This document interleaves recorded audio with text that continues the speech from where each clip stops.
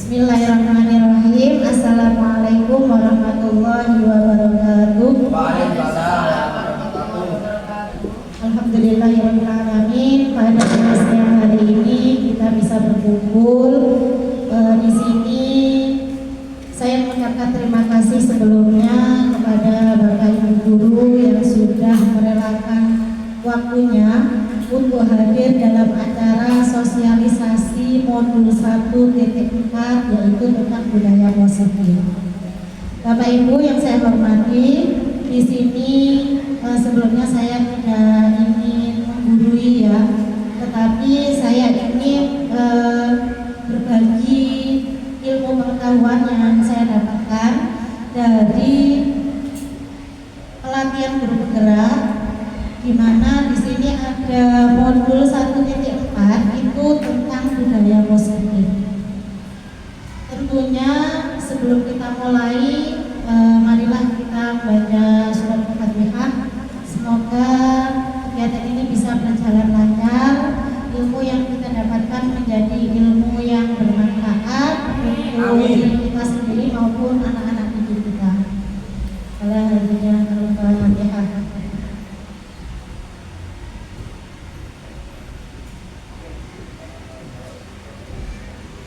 Amin. Baik, terima kasih Bapak Ibu semuanya. Di sini judulnya adalah tentang budaya positif.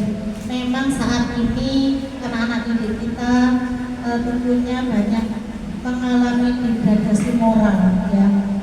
Jadi memang berbeda dari dulu, anak-anak sekarang terlihat ada kecenderungan menurun adabnya dan tata kramanya terhadap orang lain, terutama terhadap orang tua. Nah, di sini modul budaya positif ini bertujuan untuk supaya peserta didik atau murid-murid kita itu dia bisa berperilaku positif. Nah, baik.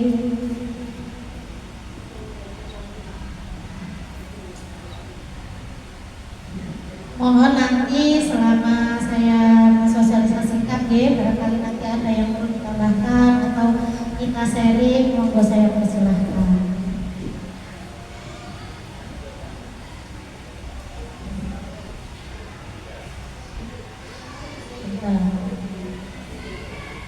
Nampaknya masih ada masalah mesin.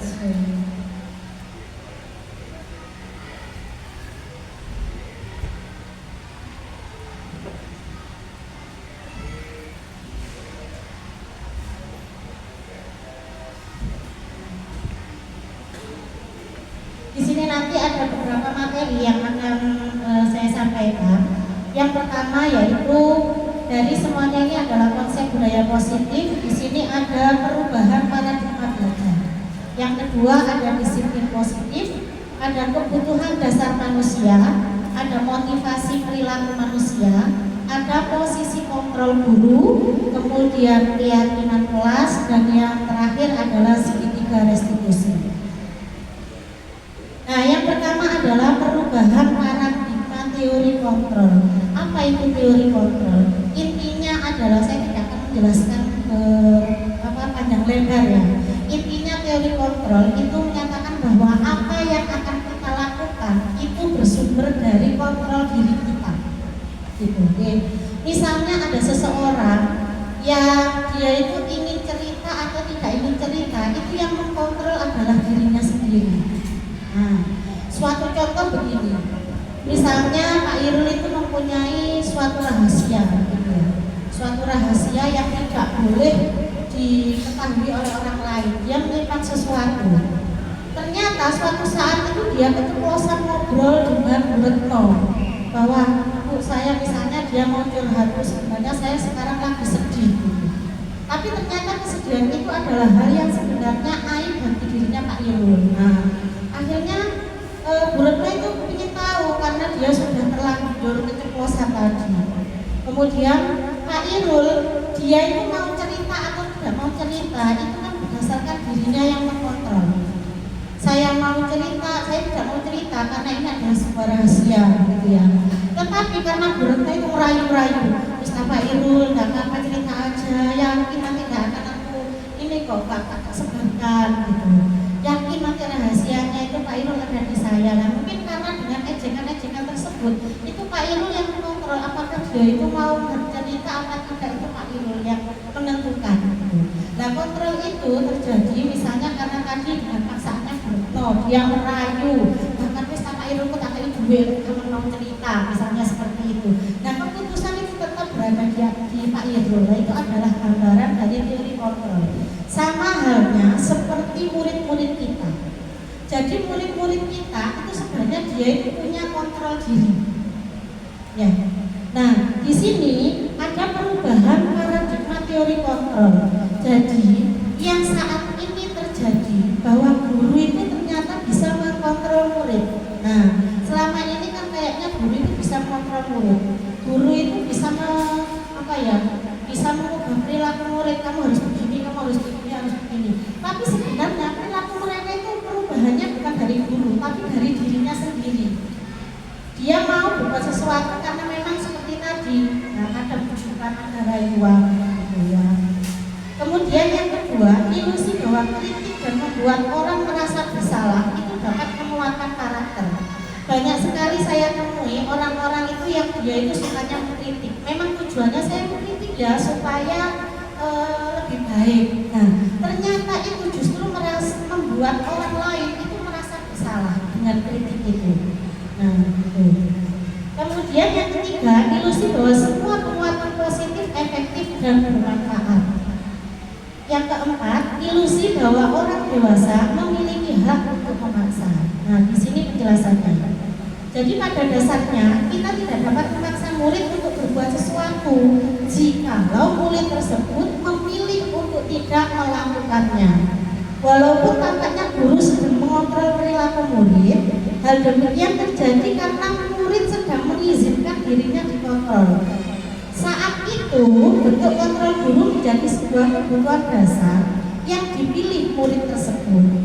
Teori kontrol menyatakan bahwa semua perilaku memiliki tujuan, bahkan terhadap perilaku yang tidak disukai. Jadi intinya murid kita berbuat apapun, baik itu baik atau jelek, pasti dia itu mempunyai sebuah tujuan. Yang kedua, ilusi bahwa kritik dan membuat orang bersalah dapat menguatkan karakter. Nah, penguatan positif atau bujukan adalah bentuk-bentuk kontrol seperti tadi. Sebenarnya Pak Irul tidak mau, Pak Irul itu bercerita gitu ya. Tapi karena dibujuk, karena dirayu, bahkan disuap dan lain-lain, itu adalah suatu bentuk kontrol.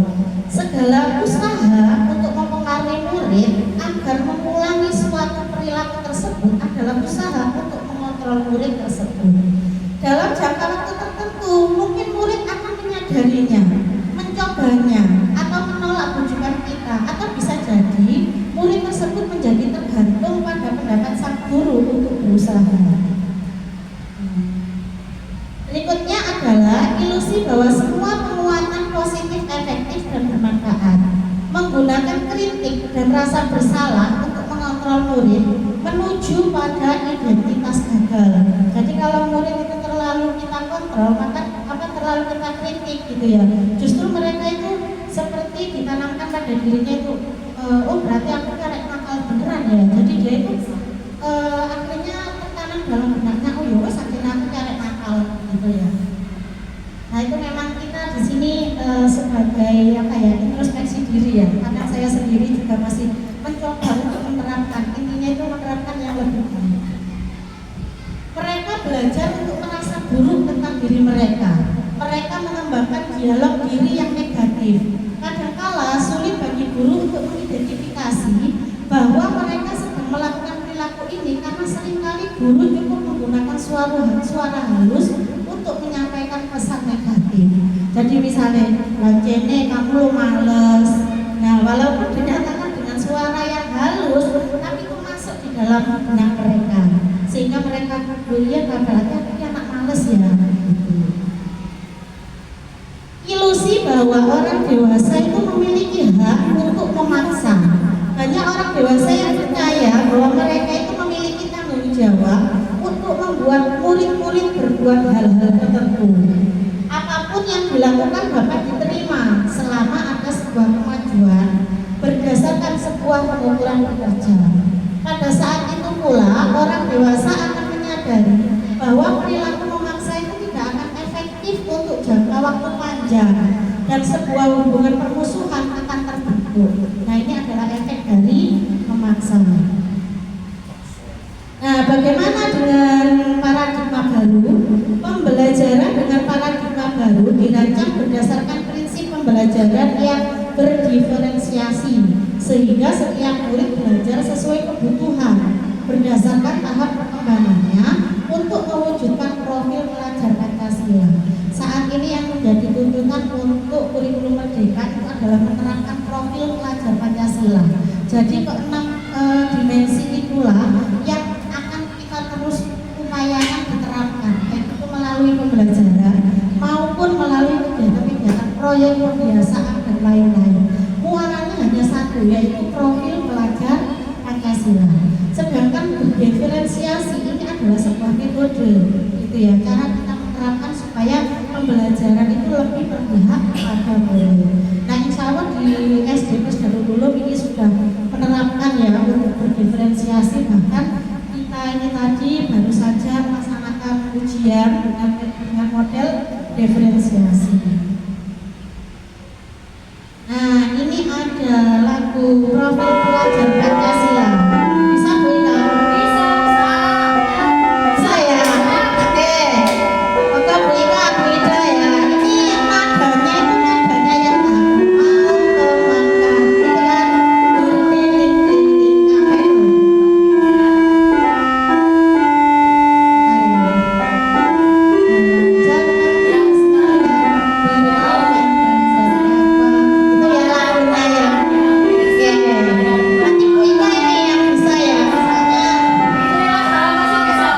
Guru kelas bawah. Oke, baik teman-teman, kita coba menyanyikan lagu pelajar Pancasila.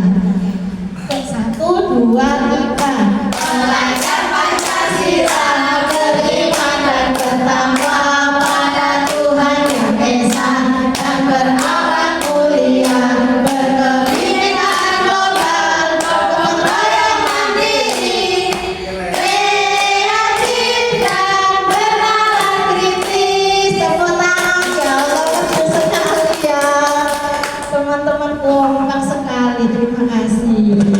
Nah, berikutnya ini adalah materi tentang disiplin positif. Apa itu disiplin positif? Nah, di sini ya, nilai-nilai kebajikan adalah sifat-sifat positif manusia yang merupakan tujuan mulia yang ingin dicapai setiap individu. Dalam kehidupan ini kita mengenal namanya nilai-nilai kebajikan. Nilai-nilai kebajikan ini tidak hanya diperuntukkan di Indonesia. Ini sudah diyakini dan dilaksanakan di seluruh dunia. Contohnya apa? Rasa saling hormat, saling menyayangi, kejujuran. Nah, ini adalah nilai-nilai kebajikan. Nah, semua itu nilai-nilai kebajikan itu tertuang kalau di Indonesia itu dikenal dengan profil pelajar Pancasila. Jadi intinya budaya positif ya itu tadi, kita untuk profil pelajar Pancasila tersebut. Sekarang saya tanya Kak Irul, kalau jenengan dengar kata disiplin itu apa yang terlintas dalam benak jenengan? Disiplin itu apa? Nek mendengar kata disiplin berarti apa Kak Irul? Menertibkan, ya, apalagi tepat waktu, ya, kepatuhan. Nah, kan ada yang mengartikan disiplin itu kayak disiplin ya hukuman begitu ya. Nah, dalam budaya kita makna kata disiplin itu dimaknai menjadi sebuah sesuatu yang dilakukan seorang pada orang lain untuk mendapatkan kepatuhan. Nah, kita cenderung disiplin itu dihubungkan dengan ketidaknyamanan. Itu tadi, mesti agak disiplin hukum gitu kan ya. Disiplin positif, ini ya, sebagai pendidik tujuan kita adalah menciptakan anak-anak yang memiliki disiplin diri sehingga mereka bisa berperilaku dengan mengacu pada nilai-nilai kebajikan universal dan memiliki motivasi bukan ekstrinsik. Nanti kita akan bahas lebih lanjut. Disiplin positif merupakan salah satu cara menerapkan disiplin yang bertujuan untuk menumbuhkan kesadaran serta memberdayakan anak untuk melakukan sesuatu tanpa hadiah, tanpa ancaman maupun hukuman. Nah, ini yang dimaksud dengan disiplin positif ya. Bu Fitri bisa membayangkan ya, sekolah kita itu anak-anak tanpa ancaman, tanpa hukuman, mereka sudah patuh sendiri, tidak perlu ayo nak salin. Tapi bisa dibayangkan ya Pak Irul ya, bisa ya Pak Irul ya, bisa membayangkan Pak Irul. Nah, itu kan nggak apa-apa, kita kan belajar dari mimpi ya.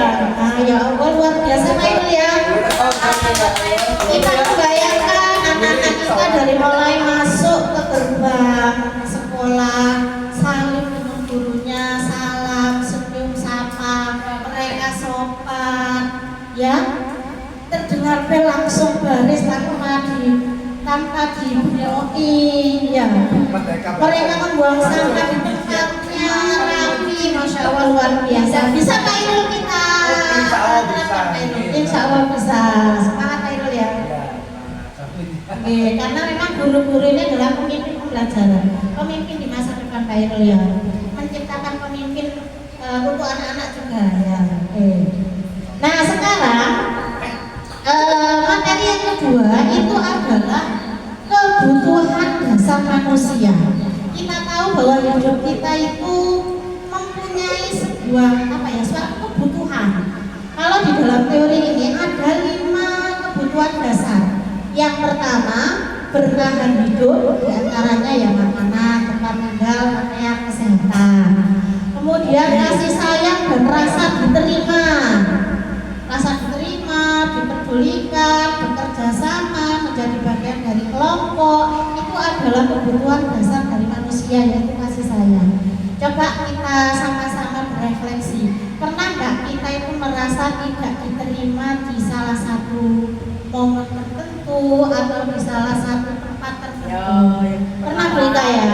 Nah, pernah sekali ya. Nah, di situ menunjukkan iya, kita itu merasa nggak diterima gitu loh. Maksudnya ya tentunya banyak. Saya pun juga pernah mengalami itu.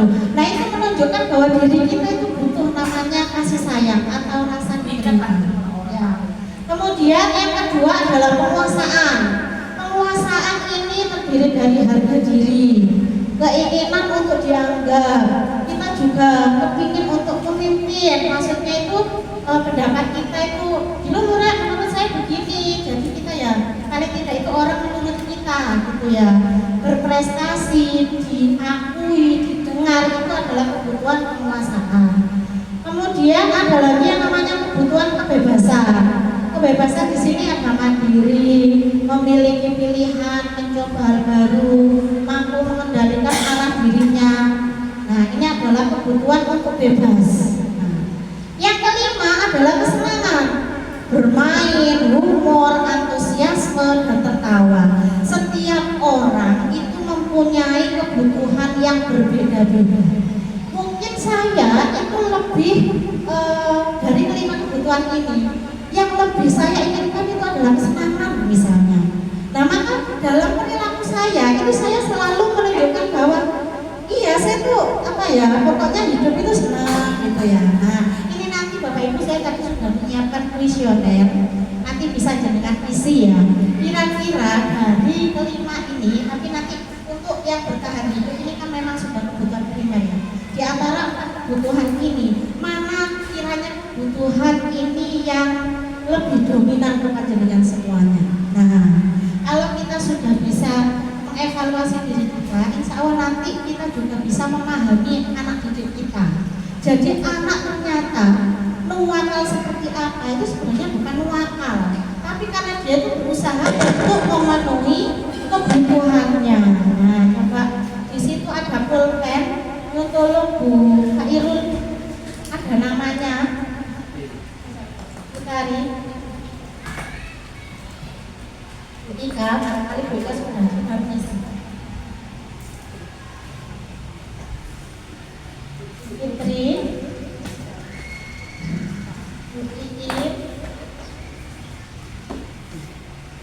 itu ada 1 sampai 10 nih Bapak Ibu. 1 sampai 20 maaf. Nah, ini sudah boleh ya. Oke. Itu jenengan pilih. Nah, coba lagi jenengan lingkari. Nanti kalau sudah itu ada 40, sebenarnya itu ada 4 poin ya. Jadi nanti setelah jenengan lingkari nomor 1 sampai nomor 10 itu dijumlah. Nomor 11 sampai nomor 20 itu juga dijumlah. Nanti kan kita akan lihat kira-kira kebutuhan kita yang paling dibutuhkan itu apa. Dikerjakan sendiri ya Mbak.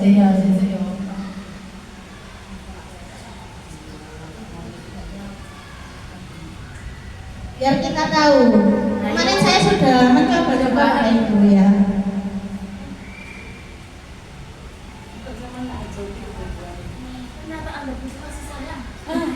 Nah, ternyata itu nanti apa ya? Ada yang kebutuhan akan kebebasan itu lebih banyak, ada yang kesenangan itu lebih banyak. Kemudian ada yang pokoknya nanti setiap orang itu tidak sama.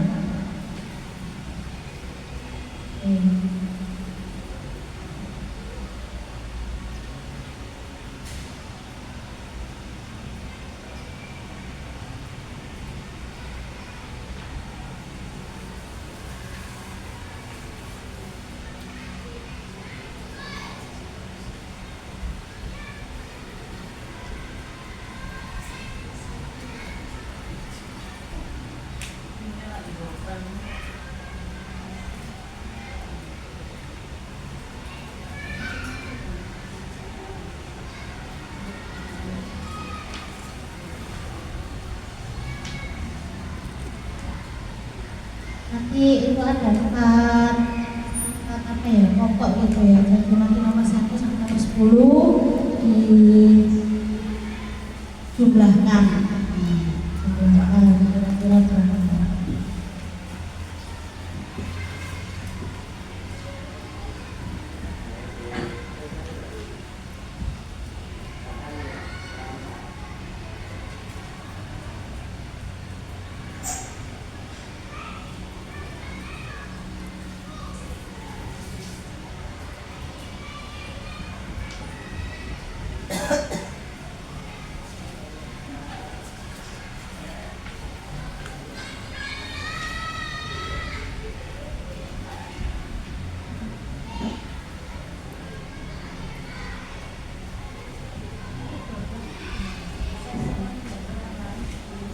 Nomor 12.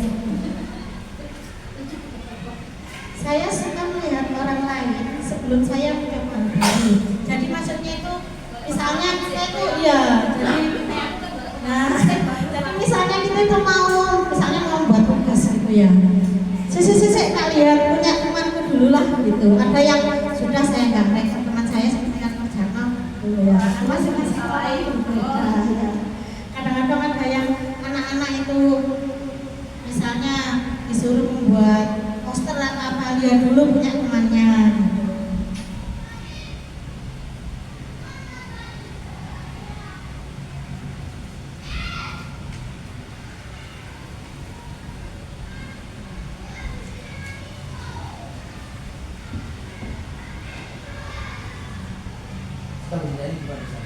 Sudah Pak Irul, coba jangan jumlahkan nomor 1 sampai nomor 10 itu berapa? Nah, skornya Pak Irul. Nanti dilihat istilahnya dari kan 1 sampai 10 ya Pak Irul, itu skornya berapa? Terus 11 sampai 20 itu dilihat skornya berapa? Dijumlahkan. Ya, dijumlahkan.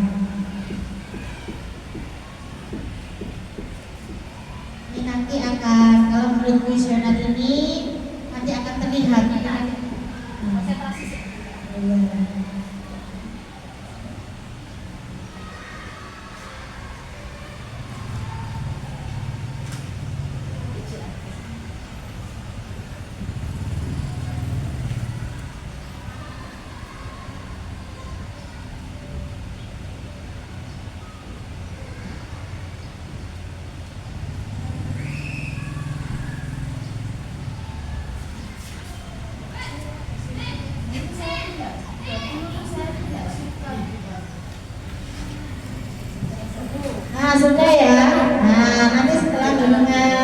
sebelah kan. Nah ini nomor berapa bedanya? Jika tidak suka sesuatu berjalan, oh mungkin itu saya ya. Saya tidak suka sesuatu itu berjalan tidak sesuai keinginan saya. Total. 1 sampai 10 Bu, itu di total berapa? 11 sampai 20 di total berapa? Maka nanti akan menemukan yang paling tinggi. Nah, 11 sampai 20, 21 sampai 30, 31 sampai 40. Nah, nanti jenengan bisa melihat. Ini untuk yang nomor 1 sampai 10 jika hasil kuesioner itu 21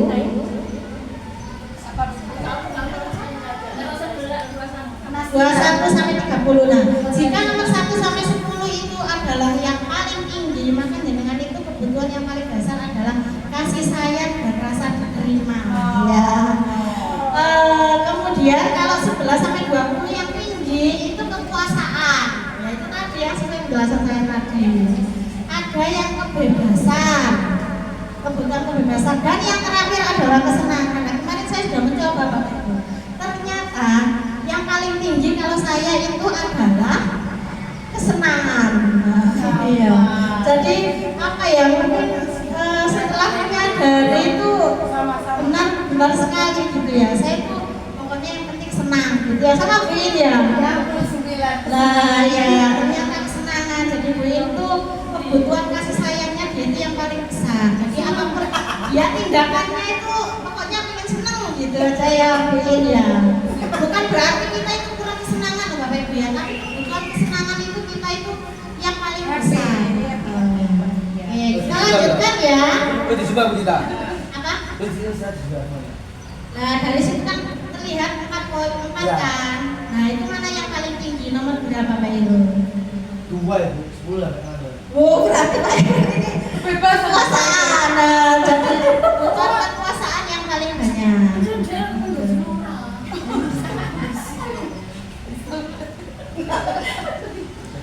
Nah itu tadi kalau kita tahu tadi kekuasaan itu apa ya, ini kayak betul harga diri, kemudian keinginan untuk jangkar, pemimpin, berprestasi.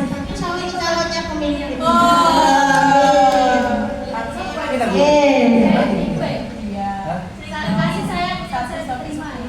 Ya pastinya itu pokoknya sayangnya ya tadi. Yang tertinggi itu kebutuhan jenengan yang paling apa ya, yang paling besar ternyata kebutuhan itu. Sama berarti ya. Sama halnya seperti ini dia, mungkin seperti ini. Ada orang itu sayang aja terus nah, seperti kebutuhan pokok deh. Nah, seperti kebutuhan pokok itu pun duitnya. Kan ada yang kebutuhan pokok kan sandang, tangan, papan. Kita bisa melihat dalam kehidupan kita. Ada orang itu yang mementingkan baju terus fashion gitu ya. Ada orang yang wis pokoknya aku seperti ngomong aku magrong-magrong atau gede dan lain-lain. Ada yang senengannya itu kuliner saja. Jadi istilahnya, nah kayaknya kalau saya ini sudah bisa ditebak mana kebutuhan yang saya utamakan ya. Jadi aku kesenangan dan kuliner itu tadi. Nah itu ya.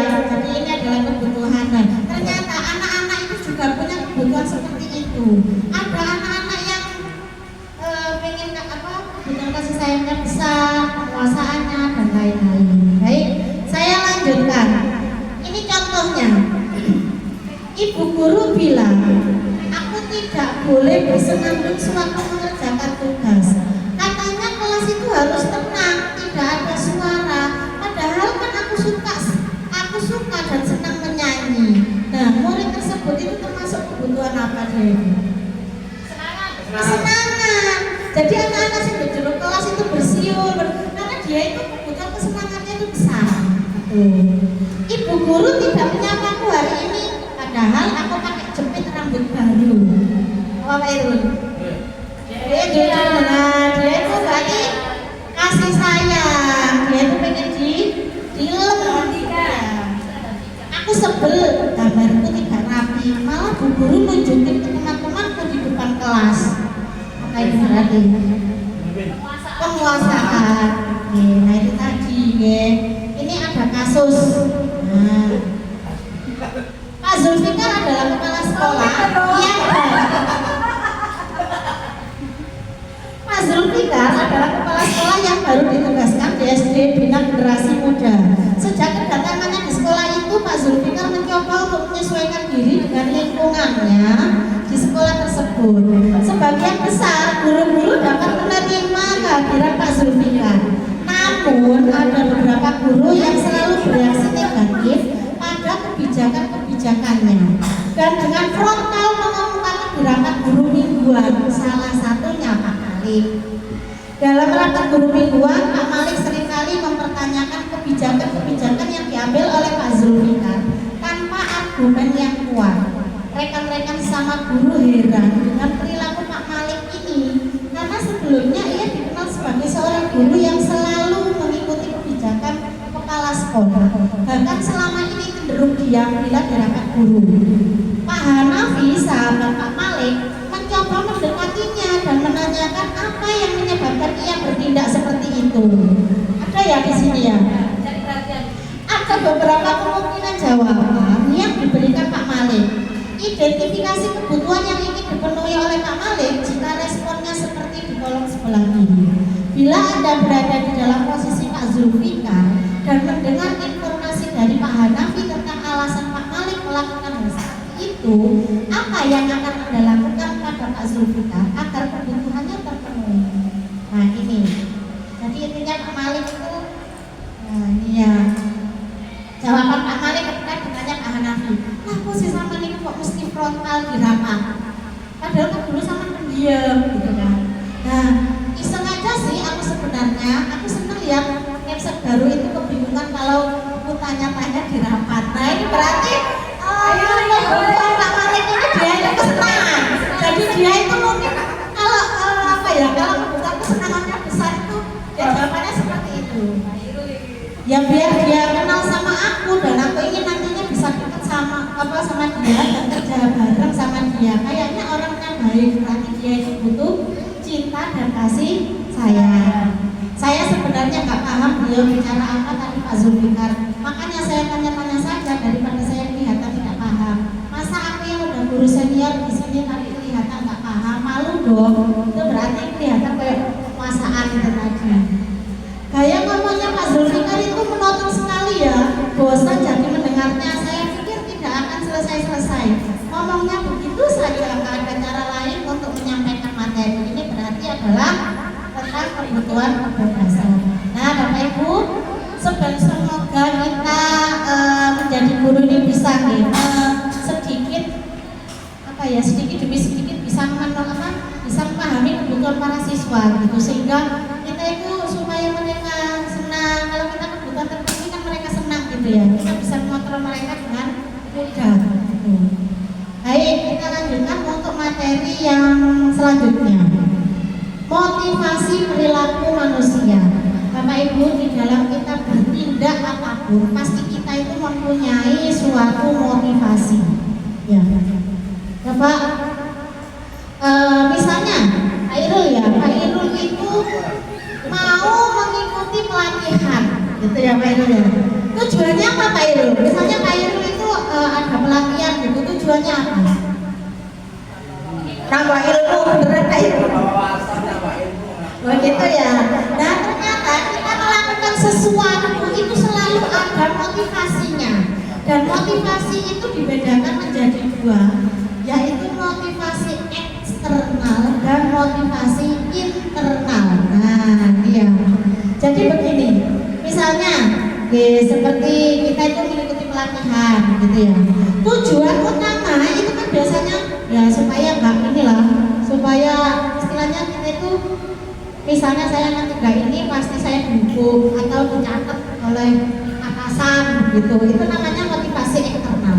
Ada orang yang melakukan sesuatu karena udah biar saya itu dapat reward, biar saya itu dapat penghargaan, itu juga motivasi eksternal. Tapi kalau motivasi internal itu ya memang ya seperti kita sadar diri seperti ya udahlah saya supaya mendapatkan ilmu, dan itu sangat jarang sekali. Nah sama seperti murid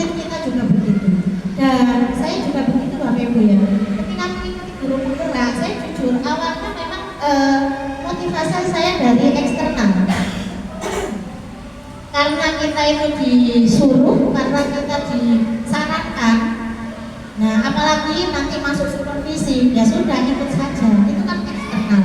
Tapi lama-kelamaan setelah saya mendalami seperti ini, muncul motivasi internal, istilahnya ya wah ternyata memang banyak ya ilmu yang kita miliki. Akhirnya kan kita itu melakukan apa-apa itu ya sudah kita niatkan aja cari ilmu. Nah itu akan lebih enteng ternyata seperti itu.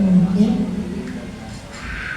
Sekarang kita lanjut ke hukuman, konsekuensi, dan restitusi. Dalam menjalankan peraturan ataupun keyakinan kelas atau sekolah, bila mana ada suatu pelanggaran, tentunya sesuatu harus terjadi. Untuk itu, kita perlu meninjau ulang tindakan penegakan peraturan atau keyakinan kelas atau sekolah kita selama ini. Tindakan terhadap suatu pelanggaran pada umumnya berbentuk hukuman atau konsekuensi. Nah, ini ya. Apa itu restitusi? Jadi kalau menurut teori ini Bapak Ibu, untuk hukuman itu sekarang sudah tidak diperbolehkan lagi gitu ya. Karena ya itu tadi bisa nanti ada slide-nya ya di slide ya. Kita bahas dulu yang namanya restitusi. Restitusi itu adalah proses menciptakan kondisi bagi murid untuk memperbaiki kesalahan mereka, sehingga mereka bisa kembali pada kelompok mereka dengan karakter yang lebih kuat. Nah, ini. Jadi intinya restitusi itu adalah kita itu menyelesaikan masalah itu tidak dengan hukuman, tetapi kita itu dengan supaya mereka yang membuat kesalahan itu dia bisa menyadari kesalahannya dan dia bisa menemukan solusi untuk memperbaiki kesalahannya itu, sehingga dia itu nanti dalam berperilaku tidak lagi takut oleh orang lain, tidak lagi takut oleh gurunya, tetapi karena dia sudah sadar sendiri. Ciri-ciri restitusi bukan untuk menebus kesalahan, namun untuk belajar dari kesalahan. Tujuannya yang kedua memperbaiki hubungan. Biasanya kalau kita menghukum itu kan terus anak itu takut, terus kita aku nggak senang sama ini suka menghukum gitu ya. Nah restitusi adalah tawaran bukan paksaan. Jadi misalnya ada anak yang berbuat salah itu kita tawarkan, bukan kita yang kamu harus gini gitu ya. Restitusi menuntut untuk melihat ke dalam diri. Restitusi mencari kebutuhan dasar yang mendasari tindakan. Itu tadi, semua yang dilakukan itu pasti ada alasannya. Restitusi diri adalah cara yang paling baik. Restitusi fokus pada karakter bukan tindakan, fokus pada solusi dan mengembalikan murid yang berbuat salah pada kelompoknya. Ini ada identitas tunggal. Kalau hukuman, sesuatu yang menyakitkan itu harus terjadi. Terus anak-anak itu merasa tidak nyaman ya dalam jangka waktu panjang. Terus dia juga merasa mendapatkan korban ya. Murid anak akan tersakiti. Mereka itu perilakunya agresif akan semakin meningkat. Kalau restitusi, nah ini restitusi itu lebih kepilihan. Tapi kalau dia ada masalah, bukan kita langsung hukum, tapi coba kita dekati. Namanya nanti ada sedikitnya restitusi. Kemarin sudah coba saya praktekkan gitu ya. Dan setelah praktek, saya pun kemarin alhamdulillah mendapatkan anak yang bermasalah dan saya praktekkan secara langsung.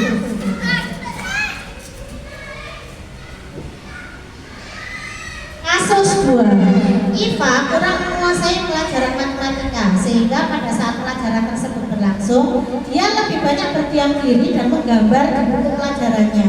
Pada saat guru matematikanya Pak Seno menanyakan pertanyaannya, IFA menjadi gugup dan tidak sengaja menjatuhkan tasnya dari kursi serta tiba-tiba menjadi gagap pada saat berupaya menjawab.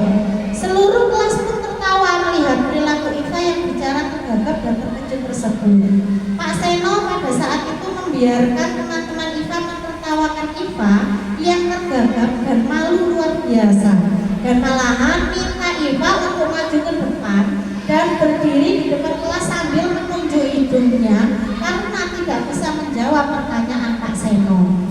Kelas semakin gaduh dan anak-anak pun tertawa melihat IFA di depan kelas memegang ujung hidungnya.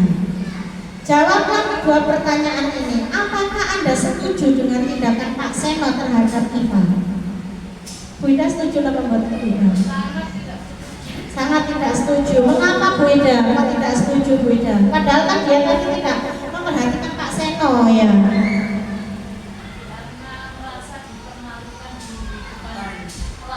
Merasa dipermalukan, betul sekali ya. Menurut Anda tindakan Pak Seno terhadap Iva adalah sebuah hukuman atau konsekuensi? Dia adalah sebuah hukuman karena tujuannya itu supaya Iva itu malu di depan teman-temannya gitu ya. Nah kalau konsekuensi itu ketika dia berbuat salah, dia itu apa ya, tidak akan malu atau tidak sampai lebih apa ya, lebih malu lagi gitu ya.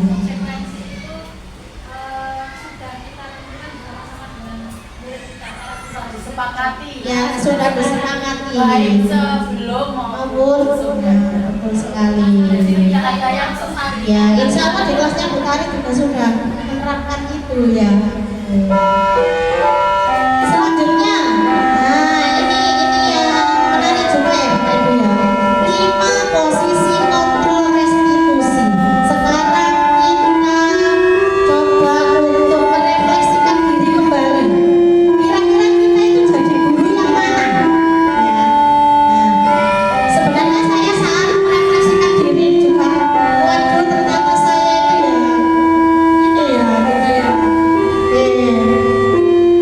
Yang pertama adalah penghukum.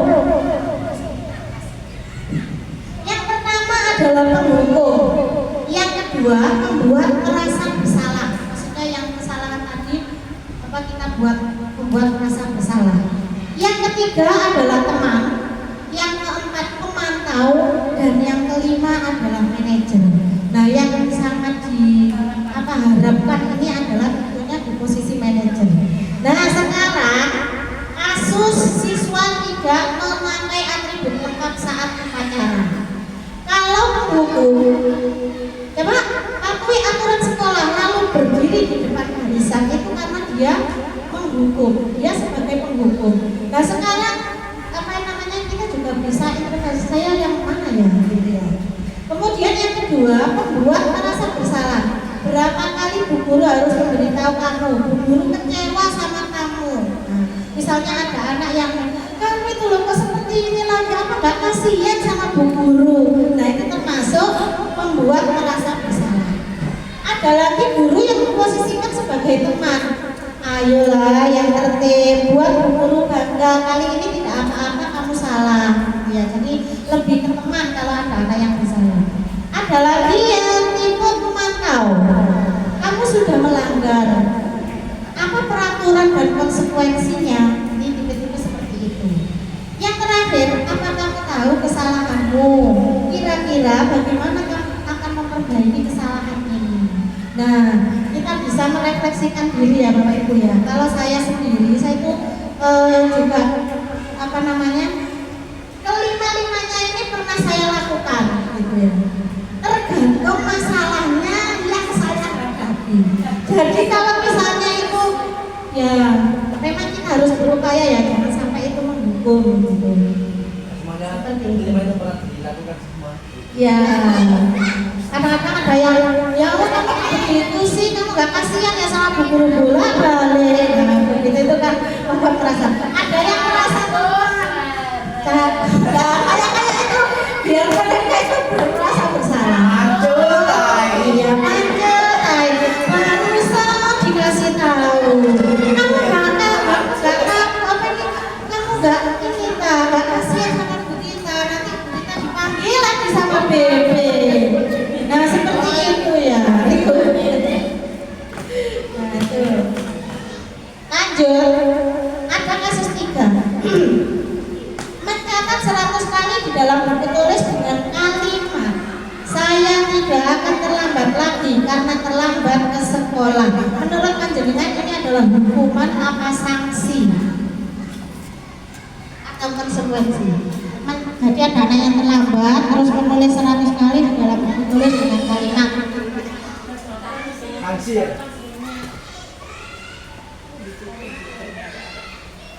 Nah, jadi ini lebih ke hukuman ya Bu. Kalau konsekuensi itu, misalnya konsekuensi itu misalnya ada anak menumpahkan minuman temannya, berarti dia konsekuensinya ya harus membersihkan.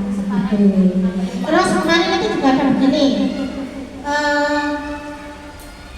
anak dihukum karena dia terlambat, dia disuruh lari lapangan 5 kali, itu adalah sebuah hukuman. Tapi ketika dia terlambat pelajaran PJOK, kemudian disuruh lari, itu adalah konsekuensi. Karena apa? Ternyata hukuman yang kita konsekuensinya itu nyambung gitu loh. Nah, jadi dia itu nyambung. Misalnya terlambat disuruh lari, nah itu kan sebagai hukuman karena tidak nyambung dengan perbuatan yang dilakukan. Oke, sekarang ini adalah keyakinan kelas. Nah ini nanti yang jadi ini rancangan aksi nyata selanjutnya. Jadi intinya di setiap pembelajaran, di awal pembelajaran kita upayakan untuk kita itu di dalam kelas membuat sebuah keyakinan kelas. Nah, keyakinan kelas ini lebih mengacu kepada nilai universal. Pengalaman saya dulu Bapak Ibu, ketika di awal pembelajaran itu saya sudah bikin kesepakatan kelas, itu saya bingung memakai kalimat yang mana. Misalnya, tidak boleh membuang sampah atau membuang sampah pada tempatnya. Ternyata yang lebih baik itu adalah menggunakan kalimat yang positif.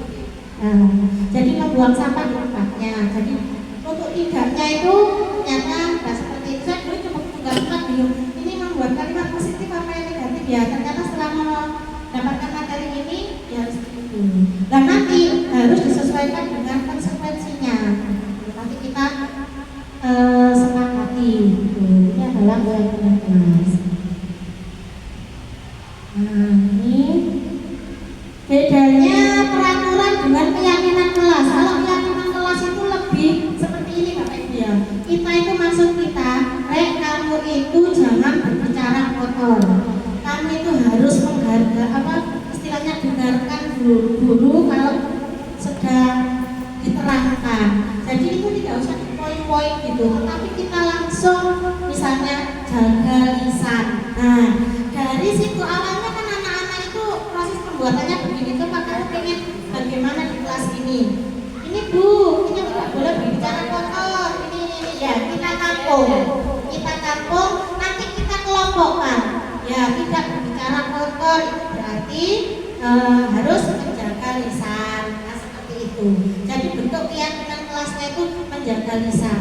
Terus, nah kamu itu jangan bermain yang aneh-aneh. Nanti terjadi hal-hal yang tidak diinginkan. Misalnya dengan keyakinan kelas apa? Bermain aman.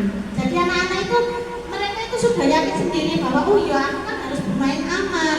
Jadi bagaimana supaya saya bermain aman? Nah, ketika kita mengingatkan, kita tidak perlu kamu jangan seperti itu. Ayo ingat, bermain aman. Nanti dia sudah oh iya, saya bisa mengukur sendiri.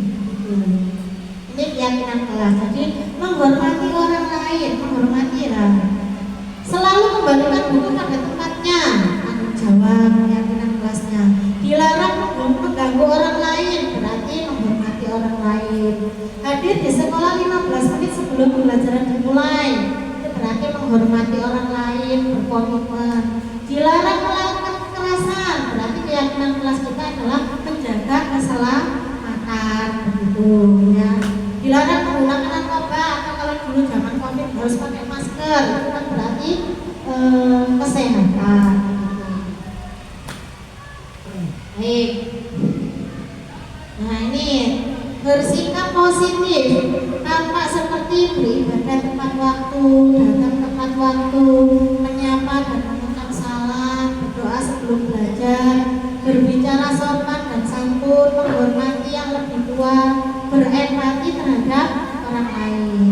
Tidak tampak seperti terlambat menjalankan ibadah, datang terlambat, bersikap sombong, belajar tanpa berdoa, kurang memiliki etika, berani melawan, dan kurang peduli. Nah, percaya dan menghormati orang lain dan barang miliknya. Lah ini contohnya keyakinan kelas ya. Kalau yang tadi kan selalu bersikap positif, positif, berarti anak-anak ya harus seperti ini ya gambarannya. Percaya dan menghormati orang lain dan barang miliknya. Nah, mengucapkan terima kasih, minta izin bila meminjam, menyapa saat bertemu, menepati janji, menjaga barang pinjaman, menghormati guru dan lain-lain. Nah, yang terakhir ini adalah segitiga restitusi. Segitiga restitusi ini adalah cara menyelesaikan masalah dengan 3 tahapan. Yang pertama, menstabilkan identitas, validasi tindakan yang salah, dan menanyakan keyakinan. Ini contoh ya, nanti akan saya tayangkan juga. Menstabilkan identitas, ketika anak-anak berbuat kesalahan, itu kita tanya. Nah, misalnya, apa kamu dalam masalah? Ya Bu, oh ya baik. Tadi kamu melakukan seperti itu alasannya apa? Itu kita tanya dulu, ya. Kalau memang seperti itu, apa kamu ingat keyakinan kelas kita?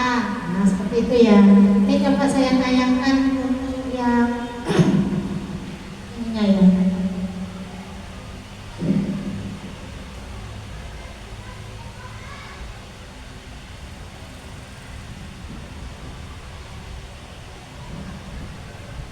Tidak bisa terlihat ya.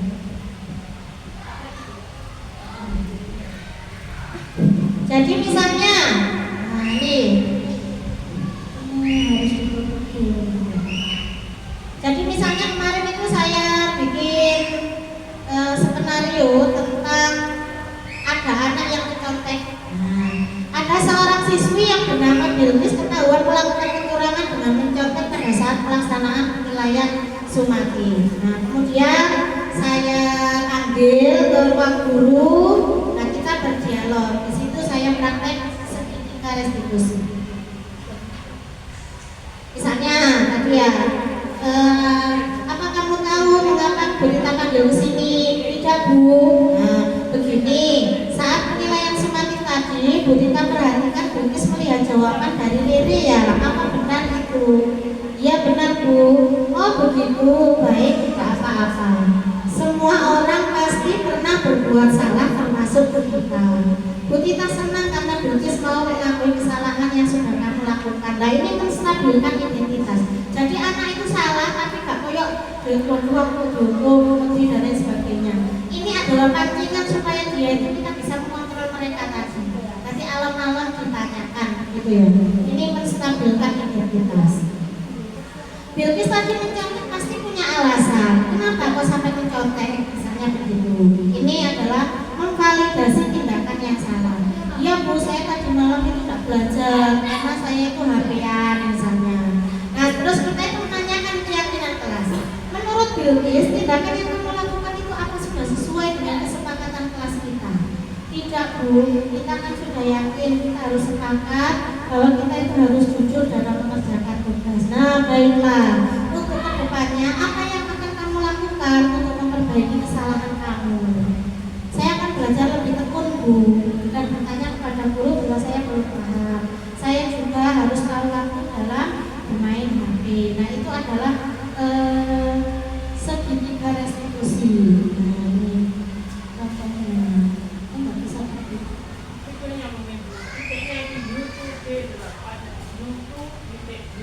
Oh iya, kita kan tidak ada di sini. Oh, bahasa. Iya. Oke.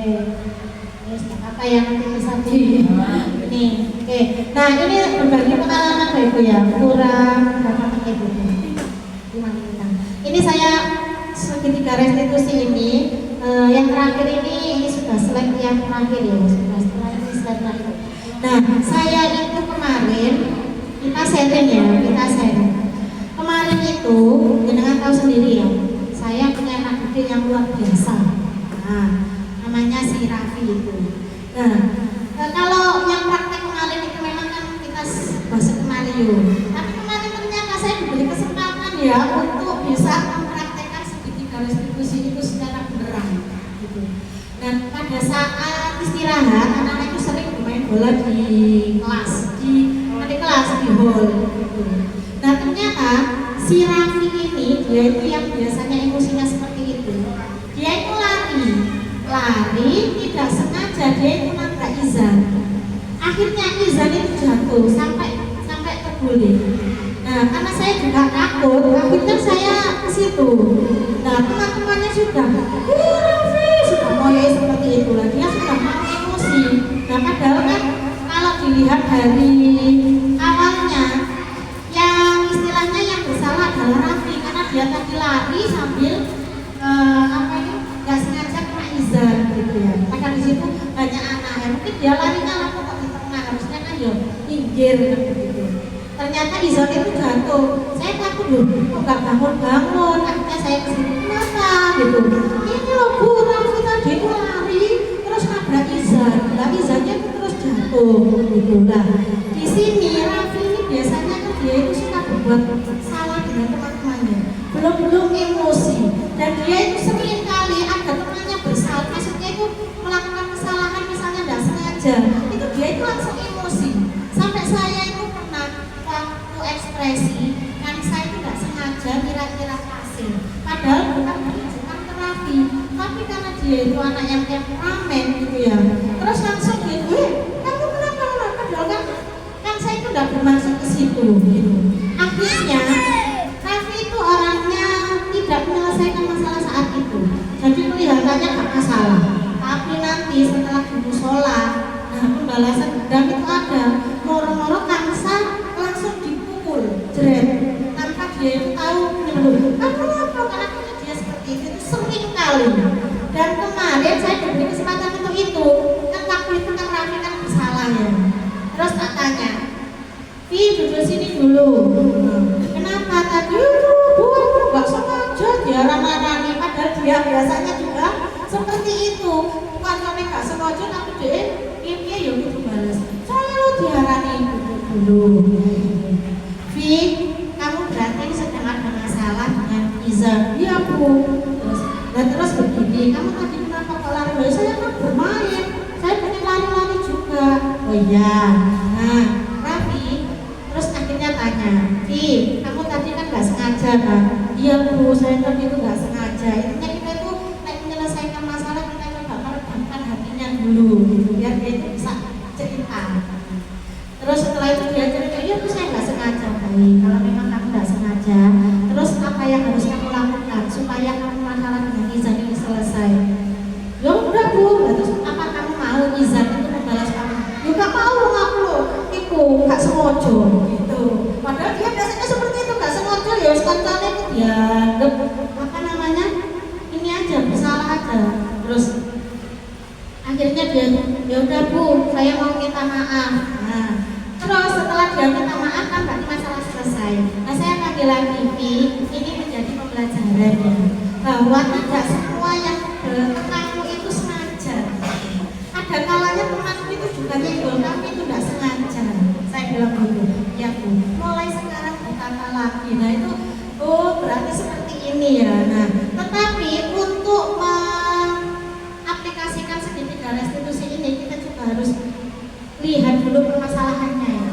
Kalau misalnya ada anak selak dulu ya tidak mungkin kita harus seperti itu. Oke, lagi-lagi dalam pelaksanaan kita harus kondisional. Bagaimana kita kalau tidak bisa mencapai yang baik itu ya minimal kita mendekati yang baik itu. Nah, di sini ada kesimpulannya ya Bapak Ibu ya. Disiplin positif. Jadi teori kontrol yang sudah saya ungkapkan tadi itu teori dari Dr. William Blaser. Nah, Anda tidak bisa mengontrol orang lain, hanya Anda yang bisa mengontrol diri Anda. Makna disiplin belajar kontrol diri dengan menggali potensi kita agar tercapai tujuan mulia, yaitu menjadi seseorang yang kita inginkan berdasarkan nilai-nilai yang kita hargai. Kemudian ada semua perilaku itu memiliki tujuan. Ada teori motivasi eksternal tadi kan untuk menghindari hukuman, untuk mendapatkan imbalan.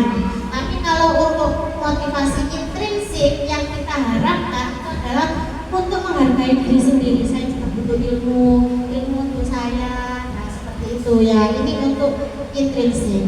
Ini akan menjadi nilai-nilai kebajikan universal ya. Kemudian ini yang akan kita tuangkan dalam keyakinan kelas. Harapannya nanti anak kita sudah mau pembelajaran di awal tahun ya, nanti Bapak Ibu bisa membuat keyakinan kelas di saat MOS itu ya. Barangkali nanti bisa kita usulkan ke kurikulum. Jadi kegiatan MOS itu tidak hanya sekedar sosialisasi begitu ya, tapi bagaimana kita membuat keyakinan kelas supaya apa? Supaya tertata sampai nanti di satu pembelajaran. Memang ini saya amati ya. Kalau misalnya Bapak Ibu gurunya itu istilahnya open, disiplin, ada peraturan ya, anak-anak itu akan beda gitu. Tapi nanti ada Bapak Ibu guru yang terlalu los, karena ya akan berbeda gitu ya. Kemudian ada 5 posisi kontrol, ada penghukum, pembuat rasa bersalah, teman, pemantau, manajer. Nah ini kita upayakan kita berusaha menjadi seorang manajer melalui segitiga restitusi. Kemudian yang terakhir, realitas kebutuhan kita berbeda. Kita berusaha memahami pandangan orang lain tentang dunia. Setiap orang itu memiliki gambaran yang berbeda-beda. Nah ini tadi 5 kebutuhan dasar, perasaan, kesenangan, kasih sayang, rasa diterima, kebebasan, dan lain-lain. Oke Bapak Ibu, ini demikian tadi ya. Semoga apa yang saya sampaikan ini bermanfaat. Sekali lagi di sini saya tidak menggurui, tapi kita sama-sama belajar. Saya tidak sempurna. Jadi intinya kita berusaha menjadi yang lebih baik. Insya Allah kalau niat kita baik, pasti anak-anak kita juga baik. Saya ucapkan terima kasih banyak Bapak Ibu atas kehadirannya. Semoga waktu yang luangkan ini menjadi berkah, manfaat ya. Terima kasih sekali lagi. Sebelum kita mengakhiri kegiatan hari ini, kita baca hamdalah dulu. Semoga kita bermanfaat semuanya ya. Alhamdulillah. Terima kasih waktunya Bapak Ibu.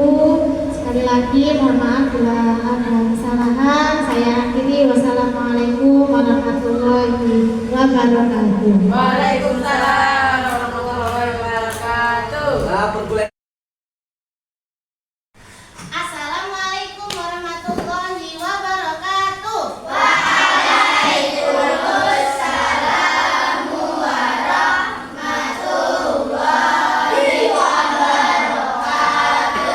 Baik anak-anak, kali ini kita akan membuat keyakinan kelas.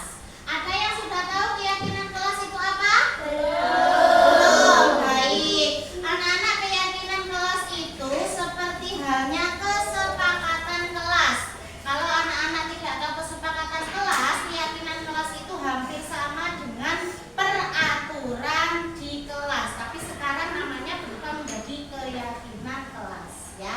Kalau peraturan itu dia lebih memaksa kalian, lebih cenderung ke hukuman. Tapi kalau ke keyakinan kelas itu adalah nilai-nilai kebaikan yang sudah kalian sepakati bersama.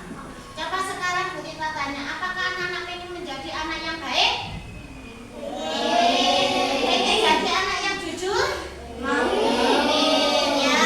Jadi itu, karena kita semuanya menginginkan kebaikan, maka kita harus membuat keyakinan kelas supaya kita semuanya bisa berbuat lebih baik. Baik anak-anak, ini nanti Bu Tita akan membagikan post-it. Silahkan kalian tulis. Kalian itu kepingin kelas kita nanti seperti apa ya. Jadi ditulisnya dalam bentuk kalimat positif. Maksudnya itu bukan tidak boleh membuang sampah, tidak begitu, tetapi membuang sampah di tempatnya, menghormati guru, berkata jujur, misalnya seperti itu. Paham? Baik anak-anak. Ya, silakan disiapkan alat tulisnya. Nanti silakan kamu tulis ya. Nanti Bu Tita akan menseleksi ya.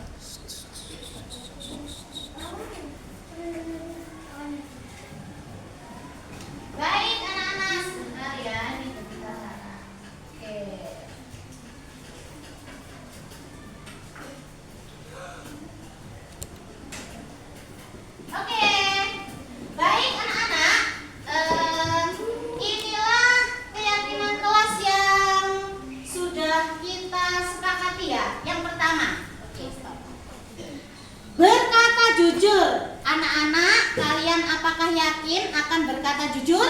Iya. Jujur dalam apa? Dalam berbicara, kemudian tidak mencontoh dalam perbuatan. Oke. Yang kedua adalah menjaga lisan, berarti tidak berkata kotor, pinter ya. Tidak menjelek-jelekan temannya, tidak membuli temannya, ini namanya adalah menjaga lisan. Yang ketiga, menjaga kebersihan kelas. Sepakat menjaga kebersihan kelas? Sepakat. Bagaimana caranya? Menyapu, melaksanakan tugas piket, membuang sampah pada tempatnya. Saling menghargai. Sepakat saling menghargai? Sepakat. Jika ada teman atau guru yang di depan harus dihargai atau didengarkan. Patuh aturan sekolah. Sepakat? Sepakat. Datang tepat waktu, pakai seragam lengkap ya. Oke. Menjaga ketertiban kelas. Sepakat? Sepakat. Berarti anak-anak ketika diterangkan harus menjaga ketertiban. Kalau gurunya sedang pergantian jam, tetap di kelas. Paham ya? Oke. Yang terakhir adalah bermain aman. Sepakat? Iya, bermain aman bagaimana? Kita harus menjaga boleh bermain tapi yang aman anak-anak ya. Jadi supaya kita semuanya bisa selamat. Coba anak-anak, dari keyakinan kelas ini apakah kalian sepakat semuanya? Sepakat. Sekali lagi Bu Tita tanya, apakah kalian sepakat untuk melakukannya? Sepakat. Oke anak-anak, mulai sekarang keyakinan kelas ini harus kita jalankan. Terima kasih atas aktivitas hari ini, partisipasi dari anak-anak. Bu Tita akhiri, wassalamualaikum warahmatullahi wabarakatuh. Waalaikumsalam warahmatullahi wabarakatuh. Assalamualaikum warahmatullahi wabarakatuh. Halo, nama saya Faza.